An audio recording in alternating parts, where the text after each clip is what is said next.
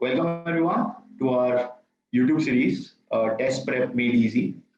So in this particular series, we are going to post regularly questions on our YouTube channel. The questions may pertain to CAT preparation, maybe pertaining to GMAT preparation, as well as of various topics which are tested in these particular exams. For example, quants, LRDI, English, and various areas which are tested. And each day we will handle certain number of questions and their video solutions. The best approach is to these questions in these videos. So have a happy preparation ahead and enjoy the video. Thank you.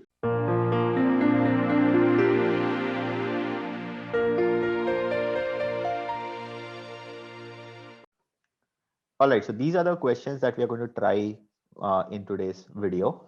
If you have tried it already from the thumbnail, good enough. If you haven't, you can pause the video at this point and try it once before you look into the solutions. We recommend you doing that. But if you just want to enjoy the solution, that's also good enough. And go ahead and watch the solutions now. Okay, so we have an interesting question here. Although it is a log question, but the idea that we are going to use in this question is a very basic logarithm idea. That is the basis of the function itself. So for example, if you have log of n to the base b, and that is equal to p, so this automatically implies that this n out here is b raised to p. So this is the definition of log, or relation between log and indices, however way you want to look at it. So if you look at this entire thing, so let me denote this part to begin with by, let's say, uh, L or something. So what we have is log base 2 of L is equal to 1. Now using this idea, so this L is 2 to the power 1, which is 2, right? Now again, this L is something like log of this entire quadratic. So let me now represent this thing as Q or something. So what we have is log of Q to the base 7 is equal to 2. That is this L, right? So effectively the quadratic is 7 square, which is 49. So just replace the quadratic with the given quadratic, that is x square minus x plus 37, and that is equal to 49. And now all you have to do is find the roots of this particular quadratic.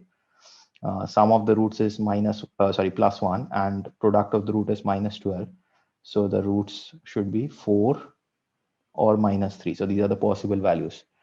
And we're looking for which of the following is a possible value of x. So look into the options, of course. So out of the given options, you can see minus 3 is there. So that should be the answer here. So pretty straightforward. All you have to know is basis of log. What is log? I mean, what is it? So that's all you need to know. And of course, how to factorize or find roots, whichever way you can. So that's it for this question. Pretty short question, nothing too much into it. There are a lot of variations which are based on this basic idea of log as well. So never forget this. I mean, any property of log or anything that comes from this particular relationship with indices. In our classes, we have discussed all of these in details. I mean, what we have done is we have related each of the indices properties with the logarithm properties. So if you want, you can go ahead and check those out as well. But yeah, that's all for this particular question. Hopefully everything was understood. Thank you. Okay, so this is an interesting question on arithmetic progression. So what we have is the sum of the first 13 terms of an AP equals the sum of the first 17 terms of the same progression. So what it tells us is something like this. So if I add all the 13 terms, that should be equal to the sum till the 17th term, right? Now notice one thing, I mean, till the 17th term, you have the 13 terms as well, right? The additional thing that you have is T14 to T17. So if this sum is equal to this sum, what it implies is, I mean, this should happen mentally as well. The sum of these four terms, so T14 to T17, this total should be equal to 0, right? Now, what you have to understand for an AP, this is a very interesting idea. You take any continuous block of terms of that AP, that will also be an AP, right? For example, if I consider something like 3, 5, 7, 9, 11, 13, and so on. If I consider just this block, now this is also an AP, isn't it? So a part of AP, but has to be a continuous, of course, that will also be an AP. So in this case, what I'm trying to imply here is this particular block of 4 terms that we have is also an AP, right? So this particular 4 terms are also forming an arithmetic progression. And the sum of these 4 terms is 0. If the sum is 0, so the average should also be 0. I have discussed these in our classes. I mean, for AP kind of questions, at least once, I mean, if it's not a very direct question, in those kind of cases, at least once think in terms of average. That might simplify the question a bit. So the average of these 4 terms should also be 0, right? Because average is basically sum divided by number of items. So whatever be the number of items, if sum is 0, average is 0, right? And average of any AP can be considered as the average of, as the middle term or the average of the middle 2 terms. So in this case, we can say that this average of T15 and T16, these 2 terms should be 0, right? So this is definitely true. Now, interestingly, what we are looking for is the sum of the first 30 terms of this progression. Now, if you think about it, for the 30 terms, what we are going to have is, again, the middle 2 terms as these 2 terms again, right? Because if you just break this down, there are 15 terms here and 15 terms here, right? So the middle 2 terms will again be the 15th term and the 16th term. So effectively, the average of these 30 terms is the average of these 2 terms, right? Same idea. I'm just repeating the same idea, and which we already know the average to be 0.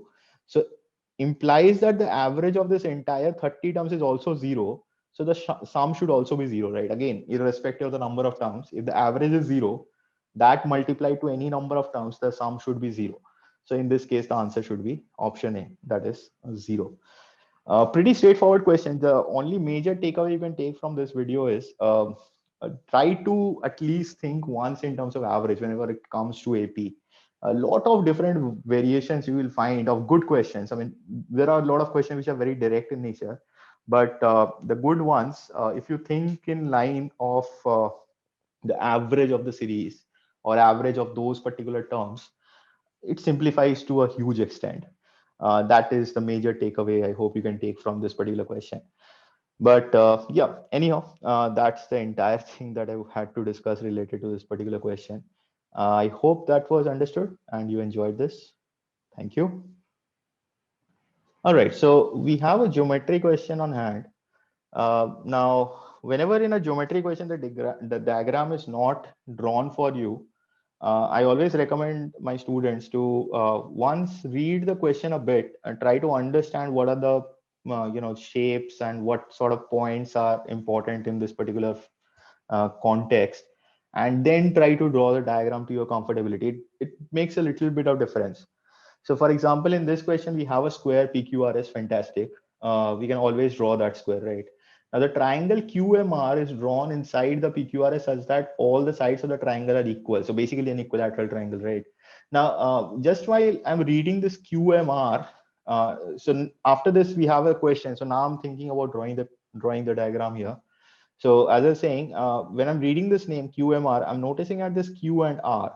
So this is part of the vertices of this particular square, right?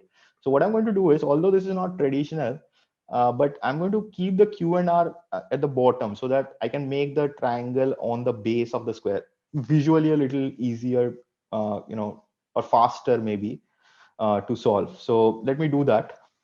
So let's say this is the square here. So I'm naming this in this order. Typically, we will not do this, but doesn't matter, right? How does it make any difference? Now, QMR is the triangle here. So let me just roughly draw equilateral triangle out here. So let's say this is the equilateral triangle. And then this point should be M, right? So let me write it here. And now the question is looking for what is the value of the angle PMS. So let me connect the PMS as well. So PM, let me use lines only. So PM and SM. So we are looking for or interested to find this angle, right? So this is the question. Now, it's a pretty straightforward question. Ideas on these kind of assorted problems, I mean, assorted shapes and figures, I mean, a lot of questions are built on this idea. We have a specific module in our course dedicated to this type. Now here we have one square and an equilateral triangle, right? And interestingly, one of the side of the square as well as the triangle is common. So this QR is the side of of the square as well as for this equilateral triangle, right? So all the sides of the square will be equal to all the sides of the equilateral triangle. Now, I always take note of these kind of things because that might be relevant. In this particular context, we are looking for angles. So let us focus on the angles here. Let's start with the ones we know. So this is 60 degree to begin with. And because it's a square, that's 90 degrees. So that leaves 30 degree out here, isn't it? So I'm trying to reach this particular angle as early as I can. And also, just the thing I talked about, this is an equilateral triangle. So QR should be equal to RM. And because that's a square, so QR should be equal to SR. So I hope you can see that this triangle becomes an isosceles triangle, right? This side is equal to this side. And this vertex angle is 30 degrees. This is the vertex angle, by the way, of this isosceles one. So these base angles, if you consider, this is 30 degree, that leaves 150 degree to be equally distributed. So this should be 75 each, right? So this is 75, that should also be 75. And because it's an equilateral triangle, this is 60 degree again. And symmetrically speaking, this side should also be 75 degree, right? It's the same figure on both halves, right? I mean, again, you have 60 here, 30 here. This is also isosceles, so same idea.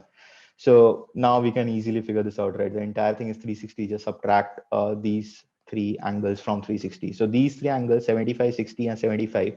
Couple of 75 is 150, and 60 added is 210. So 360 minus 210 should give you the answer as 150 degrees. So pretty straightforward one. One thing, of course, whenever it's a geometry question, if you can, I mean, as long as you can wait to draw the diagram, do that. Try to get the idea as much visually as possible, mentally that is. And then once you're comfortable with it, then go ahead and draw the diagram when the diagram is not given, of course. So that will help you a little bit to, draw it properly or visualize it properly. Just a small change. I mean, I don't think in this particular question, it would have made that much of a difference, but yeah, there are a lot of questions in which it makes a huge difference. So just a small pointer out here for this question. Anyhow, that's all I had to add to this question. Hopefully everything was understood. Thank you. Okay, so we have a remainder question. I'll do it using the basic approach. It's a very simple one. I can see a couple of things here. Now, the basic approach is something like this. I will try to introduce as easily as possible. So the idea is cyclicity. So when we use the cycle, we try to get a remainder of +1 or -1. So that is our target. So effectively, what are we looking for is, so look at this expression. I mean, just to take this example. So we need to divide this 3 to the power 1040 by 82 and get the remainder, right? What you should look for is a power of 3, which when divided by 82 leaves a remainder of +1 or -1. So this is the cycle we are looking for, because 1 raised to anything will always be 1, and -1 raised to something would be +1 or -1 depending on the power being even or odd, that much, right? So it's easier to handle. So I hope you can see that, I mean, a remainder of +1 or -1. So 81, I can always write it as 82 -1, right? So effectively, when 81 is divided by 82, I can claim the remainder to be -1. So the focus is on 81 because that's a power of 3.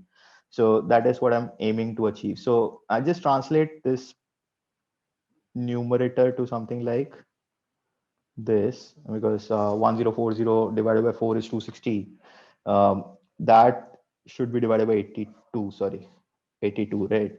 Now, again, as we have already discussed, so this is 81.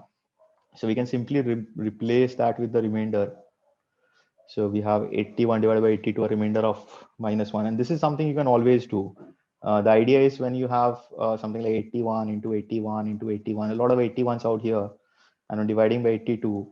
I mean, each of these 81s will be 82 minus 1, 82 minus 1, 82 minus 1, and so on, right? So when you expand all of this, a lot of terms will have 82 in it, except for one term, which will be this -1 into -1 into -1. So you can replace each of the 81s by -1. It really doesn't matter. So because you're concerned about the remainder alone. So this is what we have. Now check this out. I mean, this is what I was talking about. -1 raised to, all I have to check is whether this is even or odd, right? And 260 is of course an even number. So this will leave a remainder of 1. And that is the answer. I mean, 1 divided by 82, obviously the remainder is 1. If the, power would have been, whatever is left out, if that power would have been odd, in that case, the remainder would have been -1. So of course, translate that to a positive remainder. So in that case, the answer would have been 81. But in this case, we simply have 1 as the answer. So option D should be the correct answer here. That's all I had to add. Remainders question, typically these kind of direct questions doesn't appear in CAT. Usually, I mean, it doesn't mean that it can't. If it does, I mean, even it does appear in other exams like in MAT or SNAP or IFT. So if you do have a question like this, you will not have super complicated theorems or anything. I mean, just you have to understand the basic idea. Just use the cycle properly and you will get the answer. Anyhow, that's all I had to add for this question. Hopefully everything was understood. Thank you.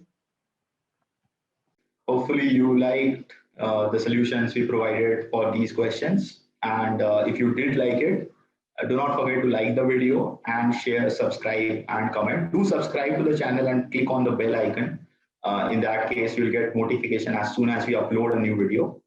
And if you want to check a bouquet of courses that we provide, so we have a huge variant of courses from customizability to full preparation. You can check our website, www.mathoratory.com. I'll leave the link in the description below. And have an enjoyable preparation ahead. Welcome to the Math Oratory family and have a good exam ahead.